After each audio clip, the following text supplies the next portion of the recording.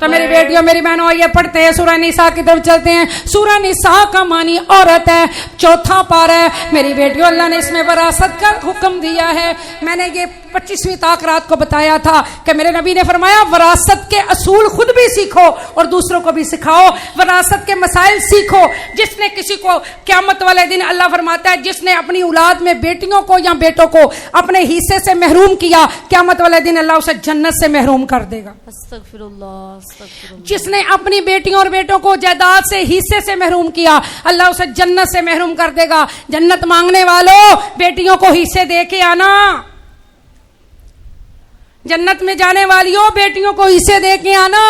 اگر بیٹیوں کو حصے نہ دیے تو جنت میں کچھ نہیں ملنا.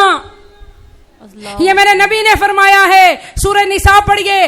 بابا جی کے چلیسویں کرا لو, بابا جی کے نام کی مسجد بنا لو, بابا جی کے نام کے مدرسے 100 کروڑ بنا لو, بابا جی جنت نہیں جائیں گے. اللہ, کیونکہ یہ بیٹیاں ڈھال ہیں اور زیادہ لوگ بیٹیوں کا حق کھاتے ہیں. بیٹے تو گریبان پکڑ کے بھی لے لیتے ہیں کہ میرا حصہ دو. یہ بیچاری بیٹیاں ہیں جن کا مال لوگ کھا جاتے ہیں. یہ بیچاری بیٹیاں ہی ہیں جن کا مال لوگ پی جاتے ہیں. اوپر سے بھابھی چوڑی ہو کے کہتی ہے حصہ تے لے لیا ہن کی لینا ہی ہے. یہ ایک محاورہ ہے جو ہماری خواتین گاؤں میں بولتی ہیں. ان عورتوں کو سمجھ چاہیے وہ بھی تو ایک عورت ہے. جڑی پرجائی ہے وہ بھی تو ایک عورت ہے. وہاں اس کا حصہ ہے, تیرے گھر اس کا تیری نند کا حصہ ہے. عورتوں کیوں عورتوں پہ ظلم کرتی ہو؟ کیوں اللہ کا دین سمجھ نہیں آتا؟ اور یاد رکھو ماں باپ سے محبت یہ ہے کہ اپنی حصے کو لو. میرے آقا علیہ الصلوۃ والسلام نے فرمایا مرنے والا 1 گز کپڑا چھوڑ جائے, مرنے والا 1 گز کپڑا چھوڑ جائے, اس کے 9 بچے ہوں تو فرمایا اس کے 9 حصے کرو. اس 1 گز کپڑے کے, یہ 1 گز کپڑا ہے, 9 اس کے بچے ہیں, یہ اتنا حصہ, 1 حصہ, دوسرا حصہ, تیسرا, چوتھا, 5واں, یعنی اس کے کتنے ٹکڑے؟ مجھے بتاؤ یہ چھوٹا سا ٹکڑا تیرے کسی کام کا ہے؟ لیکن اللہ کے حکم کے آگے یہ بہت بڑی نیکی ہے. رب نے کہا اس نے اتنا انصاف کیا کہ 1 گز کپڑا تھا, اس کے 9 بچے تھے, اس نے جائیداد کو اتنا احتیاط سے بانٹا. بیٹیوں کو جو حصہ بنا اللہ نے دیا وہ ان کو دے دیا, بیٹوں کا جو حصہ اللہ نے دیا وہ ان کو دے دیا, جو رشتہ دار کا حصہ تھا وہ ان کو دے دیا. اللہ اس پہ راضی ہو گیا, اللہ اس پہ راضی ہو گیا. سورہ نساء سیکھو یا عورتوں. اور سورہ نساء میں شادیوں کا حکم ہے.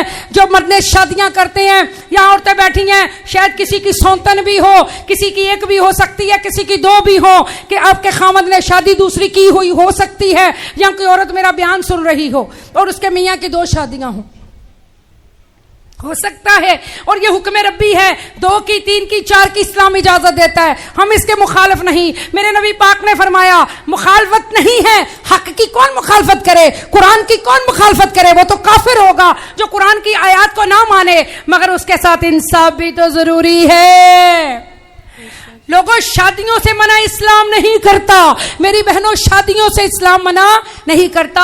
اولاد میں بھی فرق نہیں کرنا, بیویوں میں بھی فرق نہیں کرنا, بیویوں کے حقوق ادا کرنے ہیں. ایک صحابی نے کہا یا رسول اللہ صلی اللہ علیہ وسلم میں نے شادی کرنی ہے. میرے آقا نے کہا نو پرمیشن, میں نے شادی کرنی ہے. حضور نے کہا نو پرمیشن. وجہ تجھ سے ایک راضی نہیں, دوسری کیسے راضی ہو؟ اللہ, بات سمجھ میں آ گئی؟ بات سمجھ میں آ گئی؟ یعنی شادی کی اجازت بشرط عدل ہے. اگر عدل نہیں کر سکتے تو 1 ہی شادی کافی ہے. اللہ سبحانہ تعالیٰ مردوں کو ہدایت عطا فرمائے.